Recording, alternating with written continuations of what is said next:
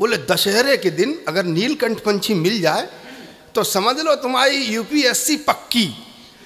तो हमें साहब डीएम की कुर्सी दिखाई पड़ी, तो हमने पढ़ाई तो छोड़ दी, निकल पड़े सवेरे ही थे खेतों में नीलकंठ की तलाश में। ये घूमा दिन भर घूमा, शाम को एक नीलकंठ मिला, एक खेत की मेड़ पे मरा हुआ। लेकिन साहब नीलकंठ हमने उठा के सहेज के झाड़ पहुँच के जेब में धर लिया और पंडित जी के पास पहुँचे। हमने कहा पंडित जी राम राम। बोले राम राम। शंका तो मन में थी। हमने कहा पंडित जी एक बात बताओ, नीलकंठ पंछी अगर मरा हुआ हो तो? पंडित बोले चुप, सर्वनाश हो जाएगा अगर मरा हुआ देख।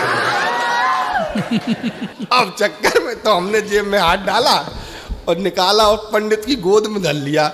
बोले सारे हम अकेले ही काहे मरे।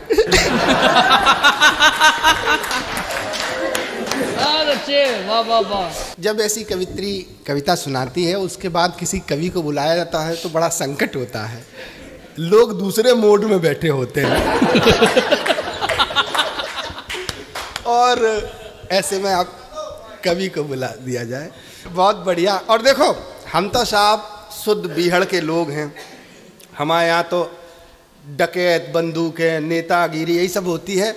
और एक काम इधर पिछले कई सालों से हो रहा है, ठेके चौराहे पर होते हैं। जिधर से निकलो, अभी तो बीच रोड पे होते थे, अब थोड़ा सा अंदर कर दिए गए। तो मैं जब पढ़ता था तो कवि तो मैं बचपन से ही था। तो एक बड़ी सुंदर सी टीचर जो मेरी हुआ करती थी, वो साइकिल से पढ़ाने जाती थी और उसी स्कूल में रिक्शे से मैं पढ़ने जाता था। तो वो जब गुजरती थी तो कुछ कह तो पाते नहीं थे, कविता उमड़ती थी भीतर से कि कुछ कह डाले। तो 4 पंक्तियां लिखी कि नशे में हूं कि जब से शरबती आंखों को देखा है, खुदा इस मोहिनी सूरत का दिल पाबंद हो जाए। सुनना, नशे में हूं कि जब से शरबती आंखों को देखा है, खुदा इस मोहिनी सूरत का दिल पाबंद, सूरत पे दिल पाबंद हो जाए।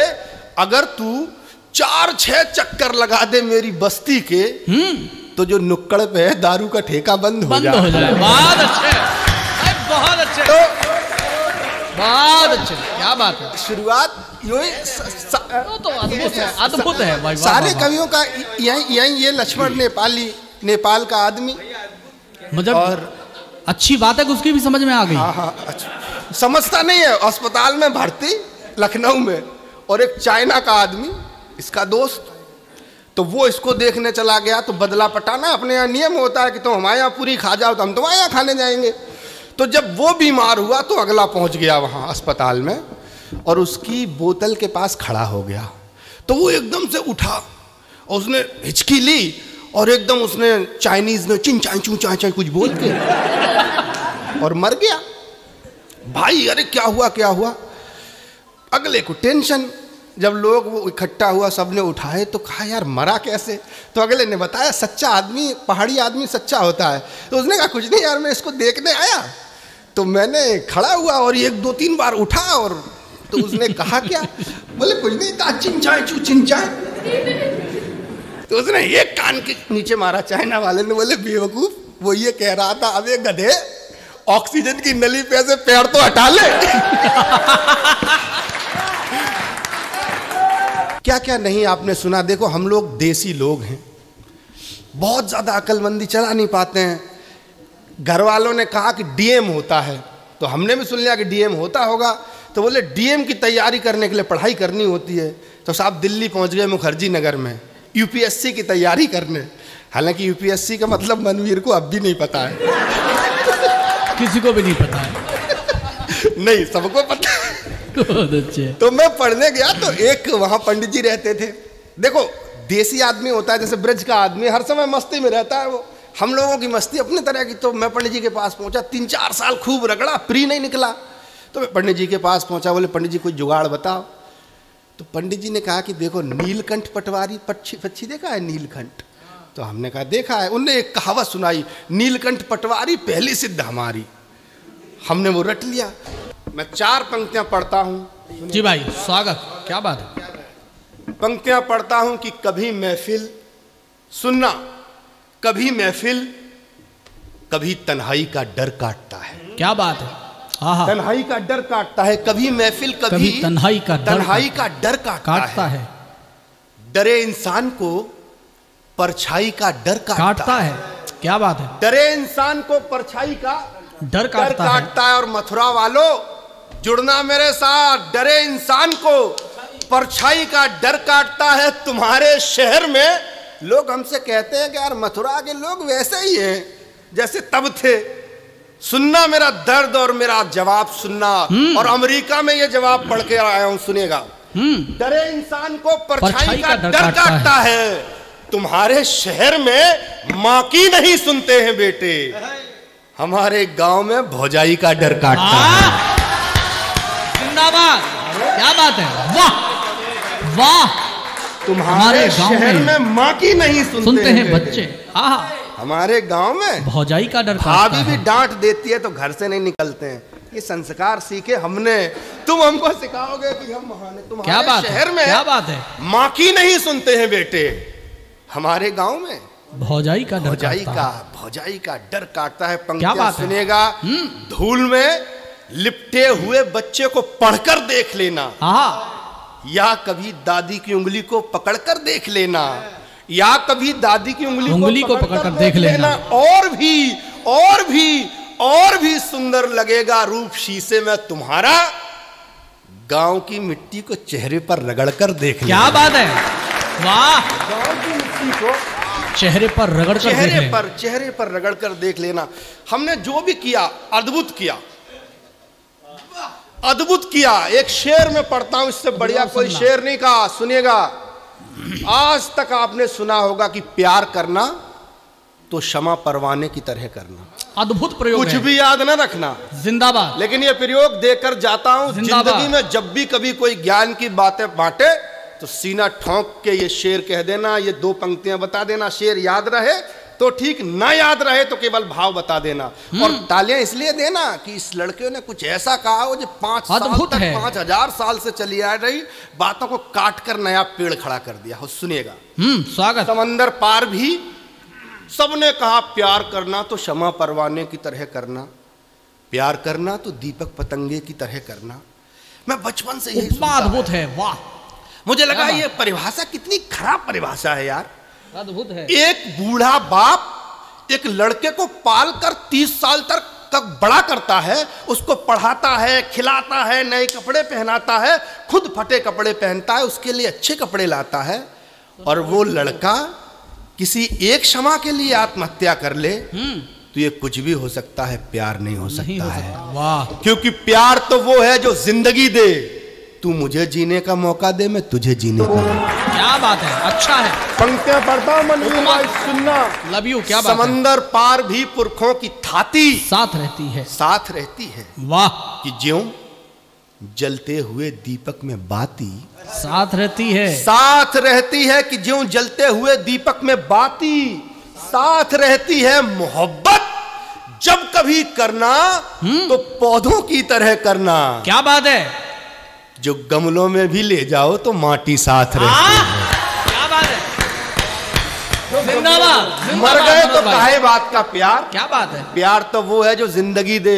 मिट्टी कहती है कि पौधे ने मुझे महल तक पहुंचाया है, मैं जीवन भर इसके जड़ के नीचे रहूंगी, इसे मरने नहीं दूंगी। और पौधा कहता है कि भैया मुझे महल में ले जाओ पर मेरी मिट्टी को साथ लेकर चलो। क्या बात, अच्छी बात। एक बात तालियां भाई, क्या बात है, अद्भुत प्रयोग है। मोहब्बत जब कभी करना तो पौधों की तरह करना। जो गमलों में भी ले जाओ तो माटी साथ रहती है। और शेर पढ़ता हूँ मनवीर भाई, तुमको समर्पित करता हूँ। जो गमलों में भी ले जाओ तो माटी साथ रहती है। तुम्हारी रूबिया सुनना, मेरी राखी का प्रयोग, तुम्हारी तोप से ज्यादा असर है एक धागे में कि फौजी जंग में जाए तो राखी साथ रहे। क्या बात है।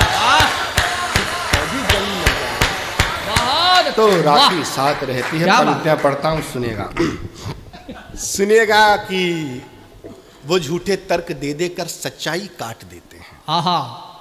वो झूठे तर्क दे देकर सच्चाई काट देते हैं। न जाने ऊन से कैसे सलाई काट देते हैं। प्रयोग देखना, वो झूठे तर्क दे देकर सच्चाई काट देते हैं। न जाने ऊन से कैसे सलाई काट देते हैं, और सुनिएगा न जाने ऊन से कैसे सलाई काट देते हैं। गरीबी उस घड़ी क्या जुल्म ढाती है गरीबों पे, भरी सर्दी में जब चूहे रजाई काट देते हैं।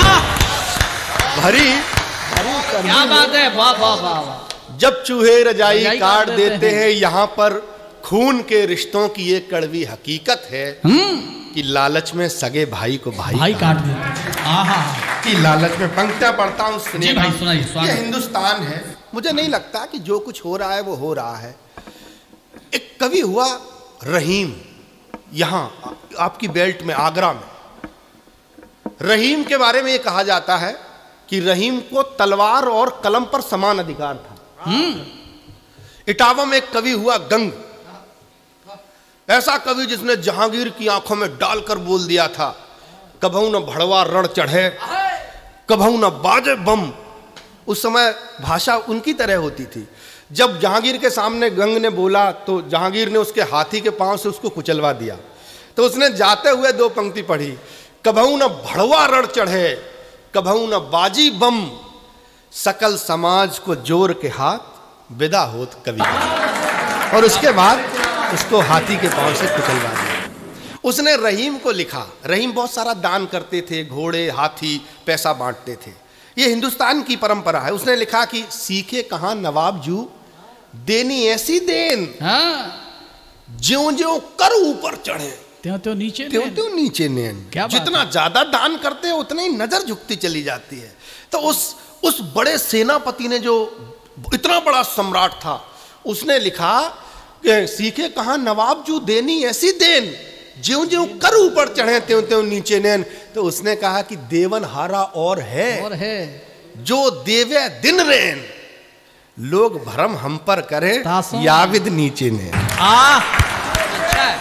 ये हिंदुस्तान की परंपरा है। मैं यहाँ से क्या बात है भाई, क्या बात है, स्वागत। कि भारत की भूमि की महानता कहाँ लो कहें, आदमी के बीच दिनमान मिल जाते हैं।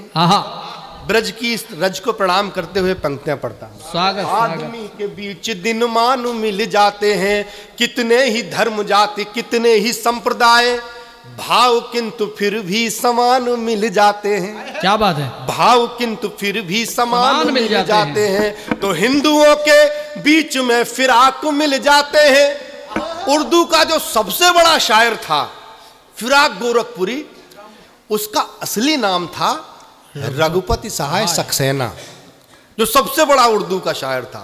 और हिंदी का जो सबसे बड़ा कवि था, जिसने लिखा कि खेलत खात फिरे अंगना, पग पेंजन बाजत पीरी कछोटी, वाह छवि को रसखान विलोकत वारत काम कला निध कोटी, काग के भाग बड़े सजनी, हरे हाथ से ले गयो माँ कर रोटी।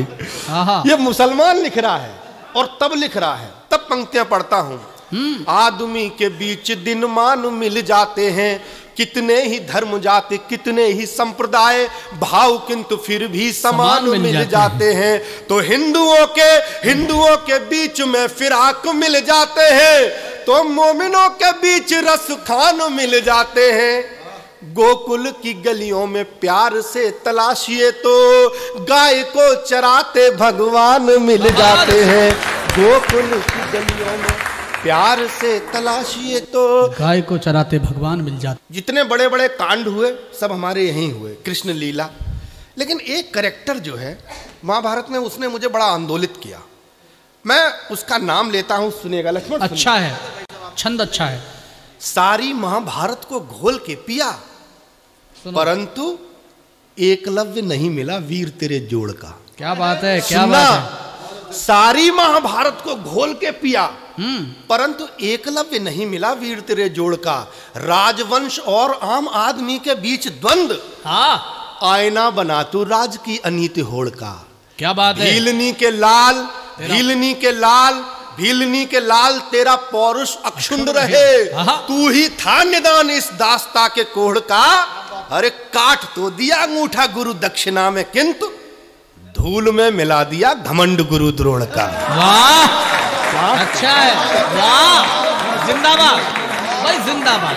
धूल में मिला दिया घमंड गुरु द्रोण का। और अंतिम वो 4 पंक्तियां मैं पढ़ता हूं, हाँ वो जरूर। जो पूरी दुनिया में मेरे नाम से चर्चित हुई। मेरे पास दिन में 2-4 मैसेज आते हैं वीडियो, वो पंक्तियां मेरी होती, बस उनमें मेरा नाम नहीं होता है। मैं वो पंक्तियां पढ़ता हूं, सुनिएगा। एक सैनिक का शव आया, राजनीति के बहुत सारे बड़े लोग अद्भुत पंक्तियां हैं, क्या बात है। मैंने जो बहुत अच्छा लिखा उनमें से ये सुना रहा हूं, सुनेगा जी। जैसे ही शव आया तो नेता लोग दौड़े, अखबार वालों को लेकर, मीडिया को लेकर, फोटो खिंचाने के लिए उसके। किसी ने 5,000 का चेक दिया, किसी ने 10,000 का चेक दिया। उसकी विधवा की आंखों से 4 पंक्तियां निकली। मैं इससे बेहतर शायद कुछ लिख नहीं पाया, मैं पंक्तियां पढ़ता हूं। स्वागत भाई, स्वागत, जिंदाबाद। कि सो गया नसीब, क्या चला गया उस एक आदमी के साथ। सो गया नसीब, मांगा गया सिंदूर, और नंगे नौनिहालों की लंगोटियां चली गईं। वाह, क्या क्या चला गया उस एक आदमी के साथ। सो गया नसीब, मांगा गया सिंदूर, और नंगे नौनिहालों की लंगोटियां चली गईं। भाई की पढ़ाई गई, बाप की दवाई गई, दोनों छोटी बेटियों की चोटियां चली गईं। क्या बात है। दोनों छोटी बेटियों की चोटियां चली गईं।